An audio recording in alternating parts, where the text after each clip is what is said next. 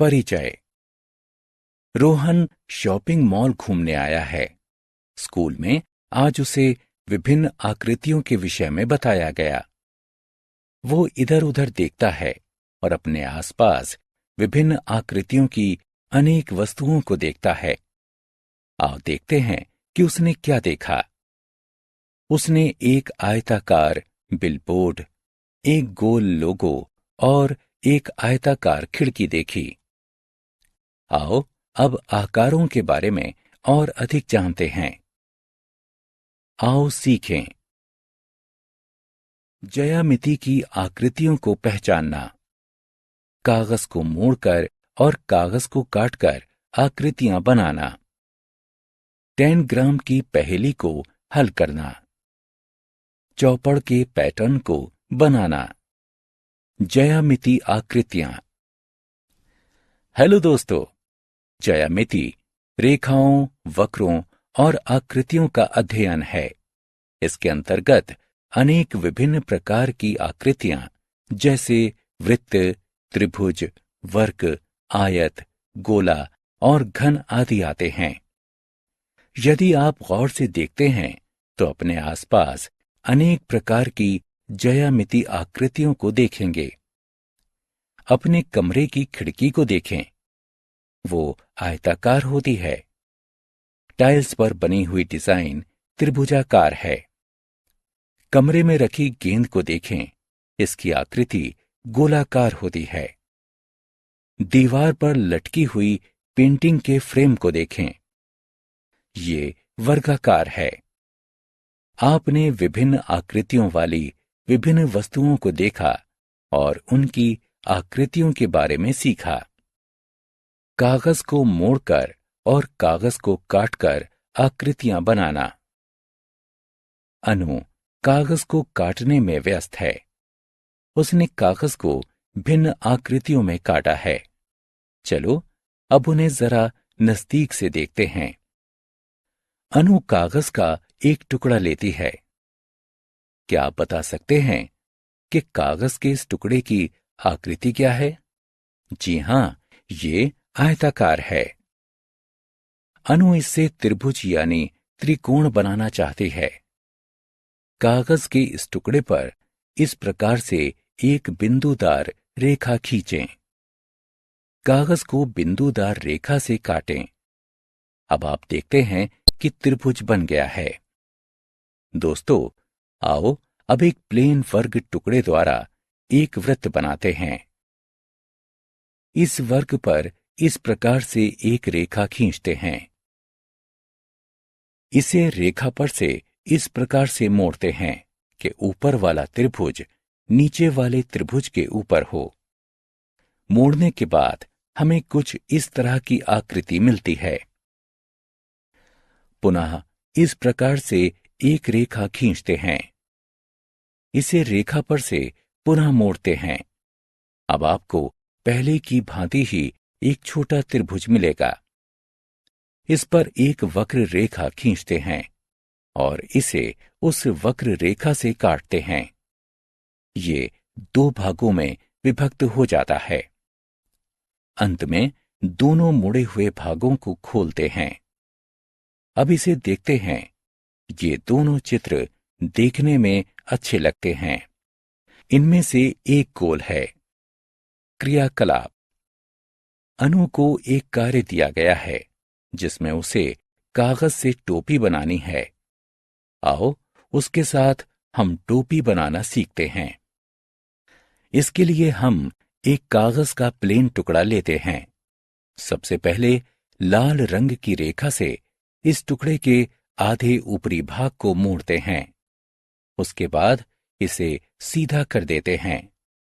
अब आप कागज के मध्य में एक रेखा को देखते हैं। सही है। इसके बाद जैसे कि दिखाया गया था वैसे ही हम लाल रंग की रेखा से ऊपरी दोनों तिकोनों को बोड़ते हैं। ये जांचिए कि जैसा आपको दिखाया गया है आपने वैसा ही किया है। अब नीचे की तरफ लाल रंग की रेखा से ऊपरी हिस्से को ऊपर की तरफ मोड़ते हैं। इसके बाद दोनों त्रिभुजों को बाईं तरफ मोड़ते हैं और दाईं तरफ वालों को छिपाने के लिए उन्हें पीछे की तरफ मोड़ देते हैं। ये इस प्रकार से दिखाई देना चाहिए। अंत में कागज को पलटते हैं और दूसरी नीचे की पट्टी को ऊपर की तरफ मोड़ देते हैं। अब आप देखते हैं कि टोपी तैयार हो गई है। ज्यामिति के तथ्य। ज्यामिति के तथ्यों को 3 भागों में बांटा गया है। ये भाग हैं 1 विमीय, 2 विमीय, 3 विमीय या त्रिविमीय। 1 विमीय ज्यामिति के तथ्य रेखा कहलाते हैं। रेखाओं की केवल लंबाई होती है। 2 विमीय ज्यामिति के तथ्य लंबाई और चौड़ाई के बारे में होते हैं। 3 विमीय ज्यामिति के तथ्य लंबाई, चौड़ाई और ऊंचाई के बारे में होते हैं। ज्यामिति शब्दावली। आओ अब ज्यामिति में प्रयोग होने वाले कुछ आधारीय नामों को जानते हैं। बिंदु, ये एक काल्पनिक चिन्ह है। रेखाएं, ये सभी सीधी दिशाओं में होती हैं। रेखाखंड, रेखा के भाग को रेखाखंड कहते हैं। यहां पर ए बी एक रेखाखंड है। ये वक्र रेखाएं हैं। रेखाखंडों को नापना। चलो अब जानते हैं कि रेखाखंड को कैसे नापते हैं। रेखाखंड ए बी को नापने के लिए हम सेंटीमीटर स्केल का उपयोग करते हैं। पहला चरण, स्केल के एक सिरे को, जो कि 0 से शुरू होता है, उसे ए बिंदु के ठीक नीचे रखें। दूसरा चरण, अब देखें कि स्केल पर बिंदु बी कहां स्थित है। तीसरा चरण, बिंदु ए से बिंदु बी की तरफ जाने पर संख्याएं 0, 1, 2, 3, 4 और 5 होती हैं। इस प्रकार रेखाखंड की लंबाई 5 सेंटीमीटर है। 2D यानी द्विविमीय और 3D यानी त्रिविमीय आकृतियां। चलो अब 2 विमीय या 2D आकारों के विषय में चर्चा करते हैं। कुछ 2D आकृतियां निम्न हैं: वृत्त, त्रिभुज, वर्ग तथा आयत। कुछ 3 विमीय या 3D आकृतियां निम्न हैं: घन, शंकु, बेलन तथा गोला। समतल और वक्रीय सतह। इन 2 वस्तुओं ब्लैकबोर्ड और सेब को देखो। ब्लैकबोर्ड की सतह समतल है और इस सतह की लंबाई और चौड़ाई होती है। जब आप सेब की सतह को छूते हैं तो आप देखते हैं कि इसकी सतह समतल न होकर वक्रीय है। एक बहुभुज एक समतल आकृति है जो कि 3 और 3 से अधिक भुजाओं से बनी होती है। बहुभुज के विभिन्न प्रकार हैं: त्रिभुज, वर्ग, आयत, पंचभुज यानी पंचकोण। अब हम समतल आकृति की भुजाओं और कोणों के विषय में पढ़ेंगे। इस वर्ग को देखिए। तीर 1, 2, 3, 4 वर्ग की भुजाओं को प्रदर्शित करते हैं।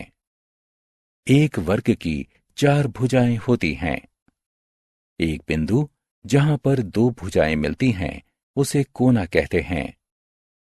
तीर 6, 7, 8, 9 वर्ग के कोनों को प्रदर्शित करते हैं। इसलिए यहां हम वर्ग के 4 कोनों को देखते हैं। इसी प्रकार त्रिभुज की 3 भुजाएं और 3 कोने होते हैं। आयत की 4 भुजाएं और 4 कोने होते हैं। टेनग्राम। टेनग्राम चीन की एक पुरानी पहेली है। 10 ग्राम के अलग अलग टुकड़ों से हम कई जानवरों, इंसानों और चीजों की आकृतियां बना सकते हैं। यह 5 टुकड़ों वाला 10 ग्राम है। आओ खेलें। 10 ग्राम के टुकड़ों का उपयोग करके नीचे दिए गए चित्रों को बनाने की कोशिश करें।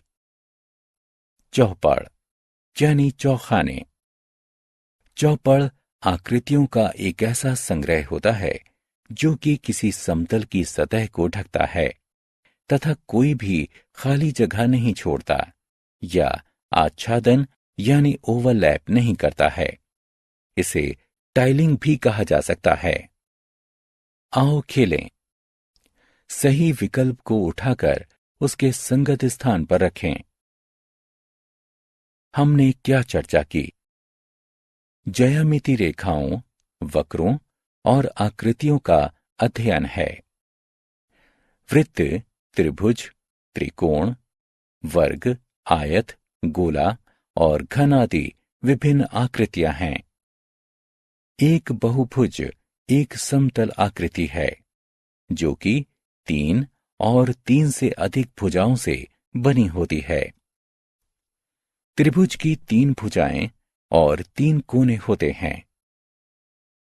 वर्ग और आयत की 4 भुजाएं और 4 कोने होते हैं। 10 ग्राम चीन की एक पुरानी पहेली है। चौपड़ आकृतियों का एक ऐसा संग्रह है जो कि किसी समतल की सतह को ढकता है तथा कोई भी खाली जगह नहीं छोड़ता या आच्छादन नहीं करता है।